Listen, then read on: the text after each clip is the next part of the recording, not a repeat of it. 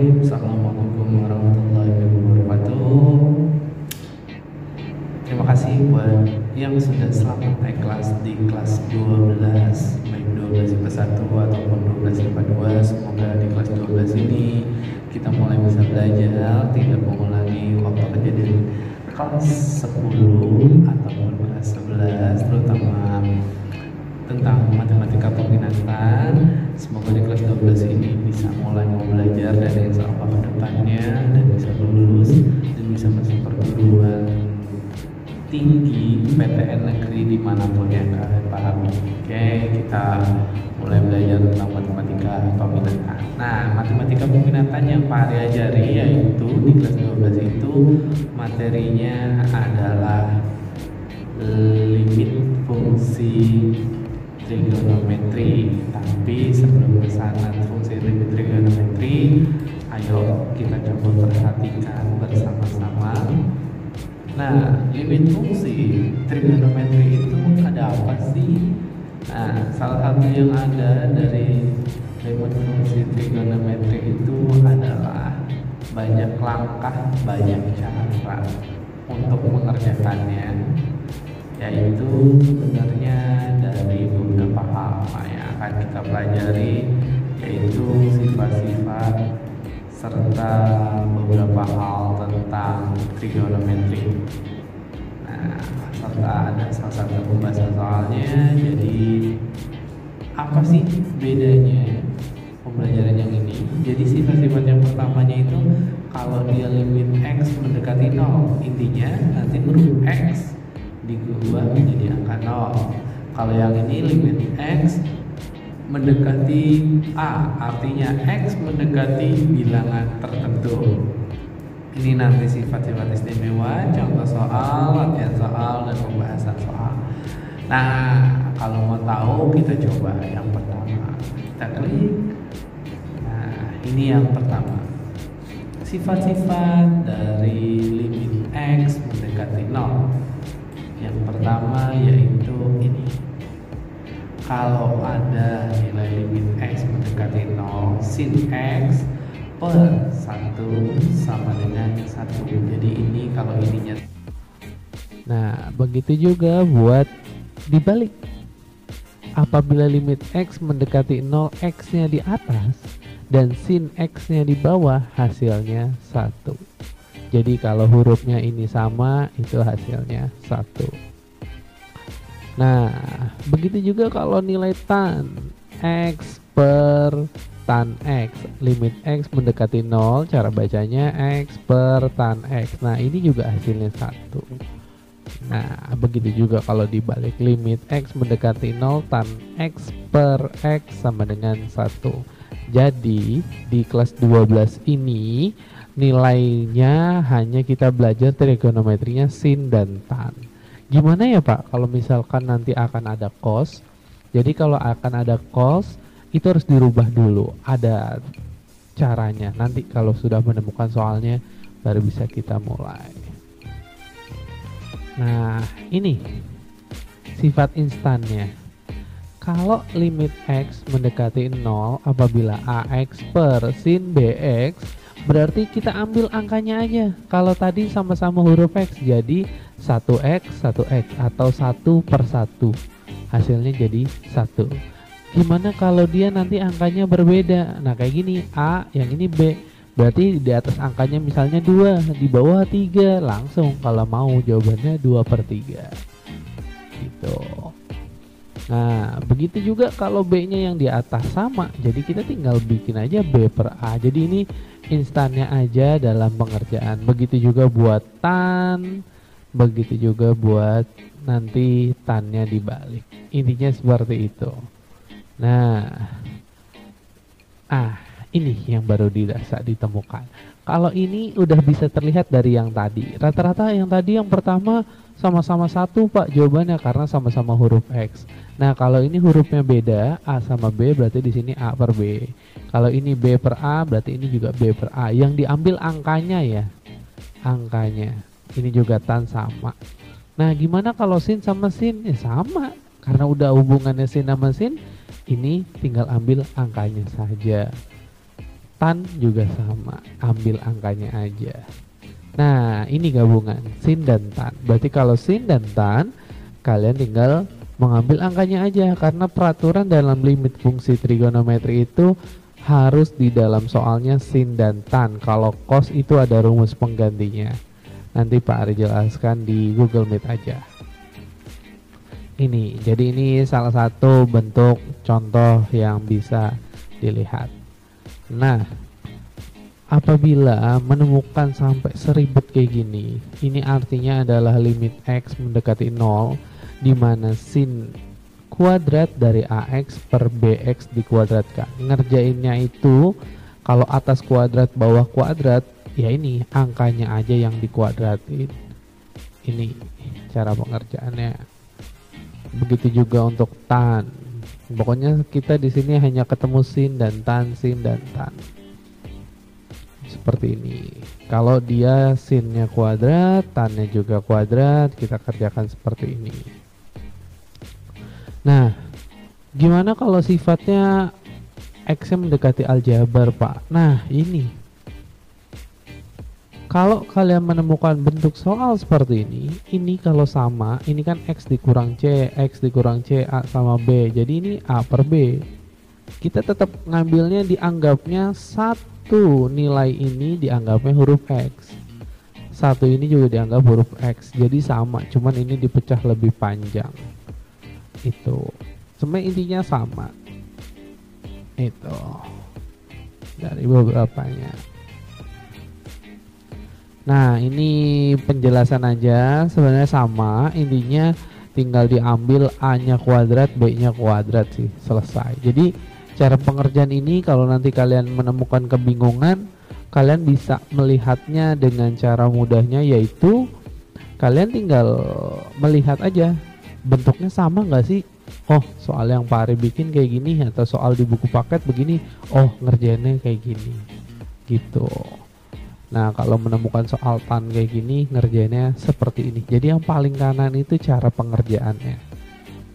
Nah, jadi kalian harus sering-sering melihat pengerjaannya seperti apa dan apa. Seperti ini. Nah, ingat, rata-rata soal UN atau yang berhubungan dengan limit, kebanyakan limit trigonometri atau limit fungsi trigonometri. Maka dari itu, alangkah baiknya yang harus kalian ingat, maupun sekarang nggak ada UN tapi UTBK tetap ada, masuk perguruan tinggi tetap akan ada tesnya. Nah, sifat-sifat istimewa yang kalian harus bisa diingat ini. Kalau kalian menemukan soal di bagian soalnya ada nilai cos, maka diubah menjadi ini. Nah, ini keistimewaannya cos. Jadi dari tadi kita belajar hanya sin sama tan. Nah, kalau cos tuh perubahannya ini wajib seperti ini. Kalau dia bentuknya cos X. Begitu juga kalau cos kuadrat X, diubahnya menjadi apa? Menjadi ini. 1 min sin kuadrat X. Ini udah pasti. Makanya ada variasi lain, inilah ketetapan kalau kalian menemukan bentuk-bentuk soal yang ada nilai cosnya di dalam soal. Itu hanya ada 2 keistimewaannya. Nah, ini salah satu contoh soalnya. Nah, ngejelasin tadi itu pasti kebanyakan guru gampang. Giliran soal biasa, susah. Nah, gimana supaya kita bisa lihat? Ini bentuk soalnya. Limit X mendekati 0, di mana cos 2X min cos pangkat 3 2X per 4X dikali tan X. Lihat, ini ada cos, ada cos. Berarti nggak boleh, harus kita rubah. Rubahnya gimana? Bisa dilihat sebanyak ini. Lihat pergerakan kursor yang Pak Ari tunjuk. Ini soal. Berubah menjadi seperti ini, lihat apa yang berubah.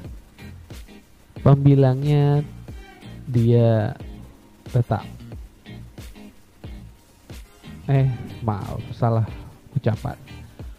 Penyebutnya tetap, pembilangnya berubah.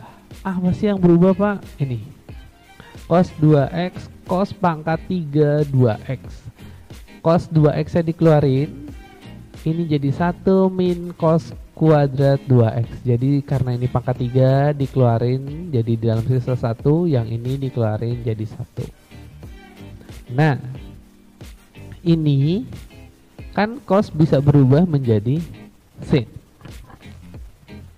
Jadi ini sama ini nambah lagi nih, kalian punya sifat tambahan. Kalau kalian menemukan 1 min cos kuadrat 2x, berubahnya ini sin kuadrat 2x.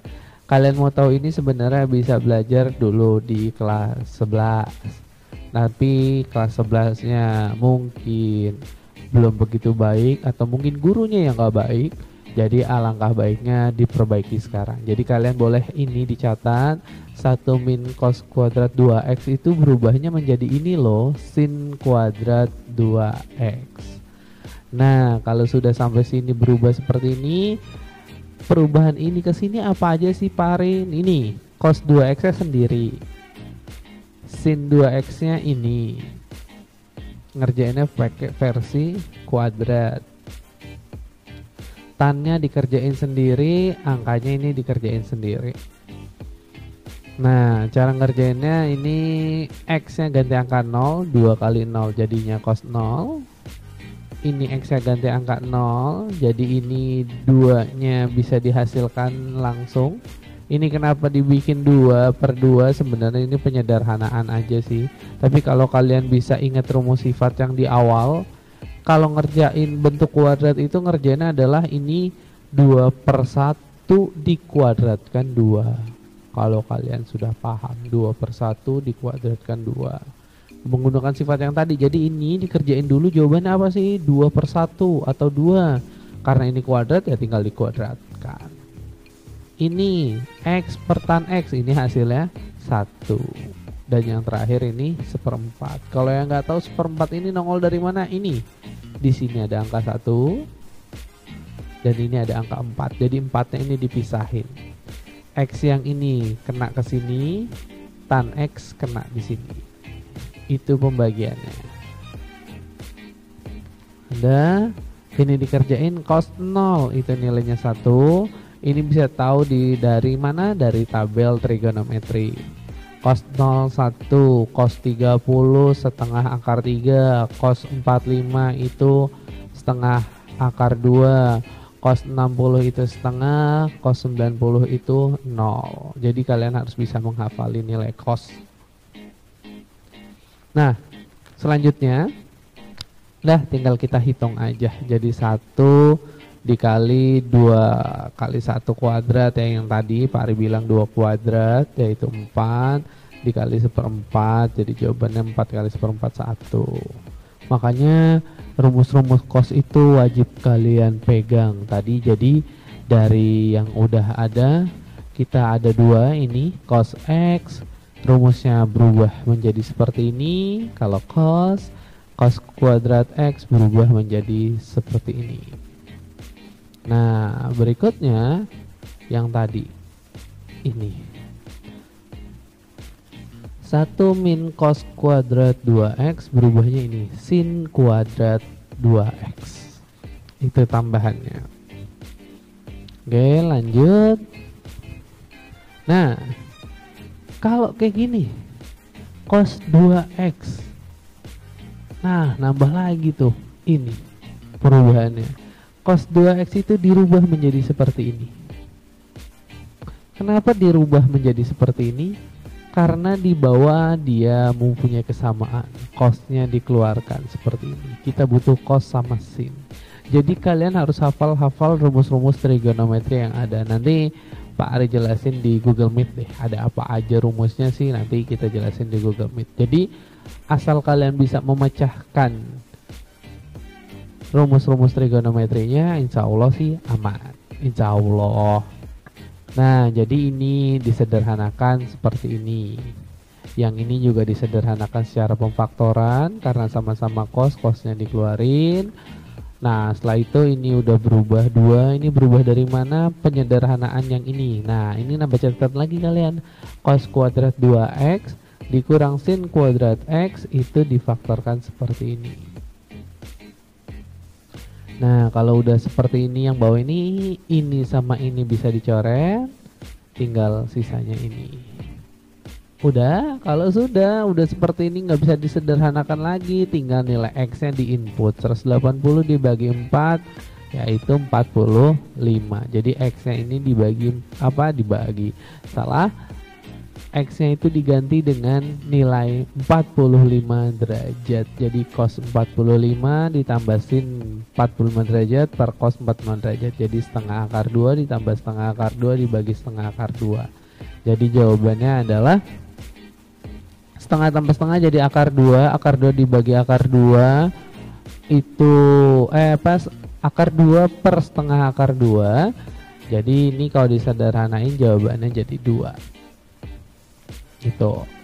Kalau nggak tahu kita coba kemari dulu.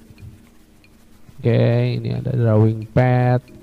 Tadi setengah, aduh jelek. Biarin lah. Jelek ya, biarin lah. Setengah akar 2 ditambah setengah. Oke, jelek. 2 akar 2. Oke. Per setengah. Oke, Pari kayak nggak bisa nulis ya. Udah gitulah. Nggak enak banget nih norak kayak gini. Nah, setengah akar 2 kayak gini. Nah, tadi Pak Are bilang hasilnya yang ini setengah tambah setengah. Coba ganti lebih pennya. Nah, setengah tambah setengah. Jadi yang atas adalah akar 2. Yang bawah ini jadinya adalah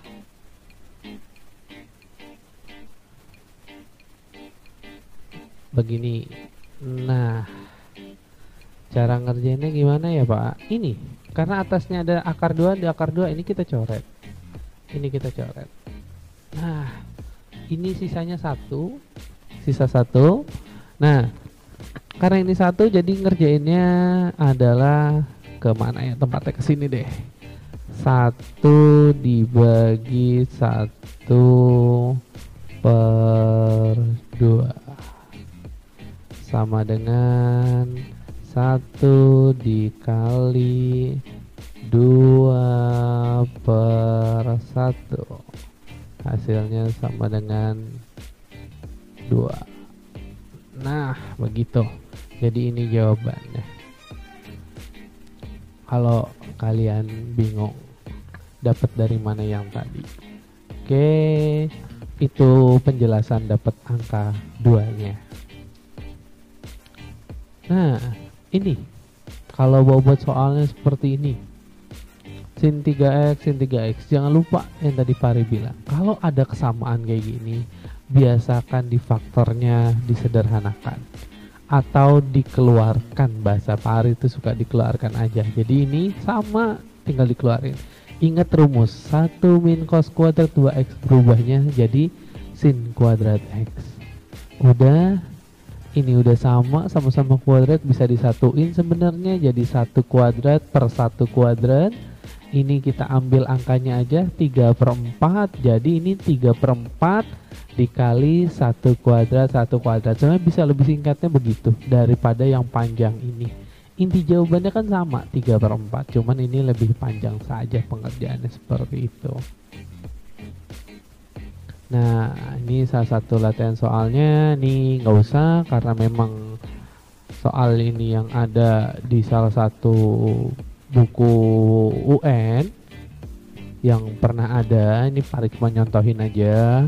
Ya syukur-syukur kalian mau coba. Nanti jawabannya berapa kirim di Google Classroom boleh, bentuk paper atau bentuk foto.